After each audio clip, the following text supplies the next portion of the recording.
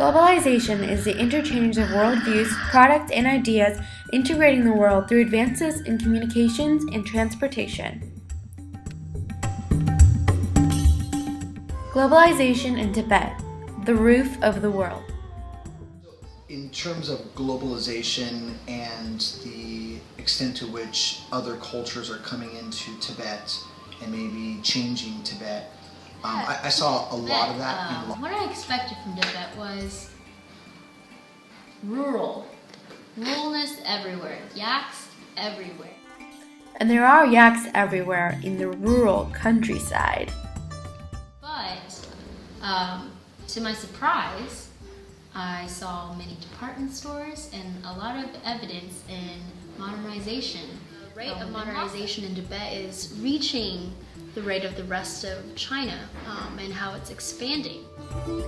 Tibet, especially Lhasa, indeed is developing and modernizing with infrastructure such as bridges and paved roads, not only in the city but on the mountainsides and the countryside as well. In 2007, nearly 4 million tourists visited Tibet, bringing the region 4.4 billion. Tourists will purchase traditional Tibetan clothing, as well as souvenirs, Buddhist bracelets, and such, meaning they have an interest in the Tibetan Buddhist culture that they'd like to bring home.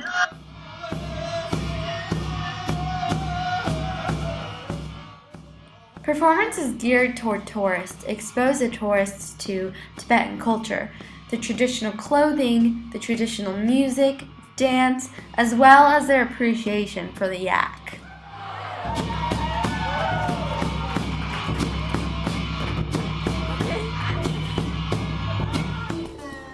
The main reason for tourists visiting Tibet is to visit the monasteries, such as Potala Palace, the Sira Monastery, and the Samye Monastery.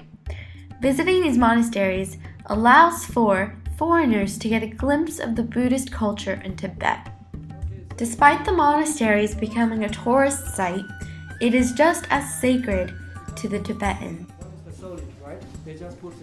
And one of the things that I think proves the point that culture's dynamic is food. You can see that actually the Tibetan food is not purely Tibetan, but it's an influence of Chinese, Nepalese, some other areas.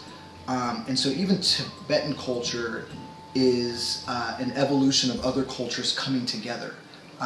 Indian and some South Asian as well as Chinese. So the food that we ate there, there's a couple of restaurants where I felt like it was more like Nepalese food. A couple of restaurants were more like Chinese food, and probably now they're catering a little bit more towards Western food. We ate pasta with cheese. Tibetan cuisine is indeed infused with neighboring cultures, and now includes the Western tradition of buffet. So some of the things that you'll see distinctive in Lhasa is a lot of the Tibetan people that live in Lhasa are probably the ones wearing like jeans and a t-shirt. Whereas a lot of the non-Lhasa Tibetans that came for their pilgrimage or to visit some of the holy sites, they're probably wearing their traditional dress and clothing. And so you see a little bit of that. The people that live in an urban area, they still probably consider themselves Tibetan Buddhists. They still, very much try to sustain their cultural identity and their beliefs. However, they've clearly been influenced by more of a global sense of fashion.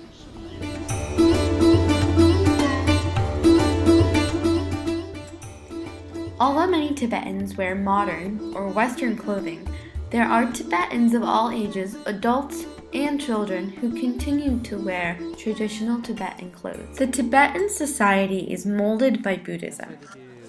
It's wrong. It means wrong. When they do that, they expect an answer back. Thus, they view humans as a part of nature and are encouraged to respect and protect the earth and life on it. This important Tibetan Buddhist value is countered by the ideology that drives globalization. Globalization views nature as a resource to exploit in the quest for unlimited production and consumption. This and the fact that the free market trade represents China's opportunity to exploit Tibet's natural resources undermines the Tibetan culture and way of life. Globalization can be a positive progress. There is no doubt that development of infrastructure, cultural fusion in Tibet, and tourism are not necessarily harmful and can actually improve the Tibetan society and economy. However, the consumerist drive of globalization bears a major threat to Tibetan culture and Buddhist belief.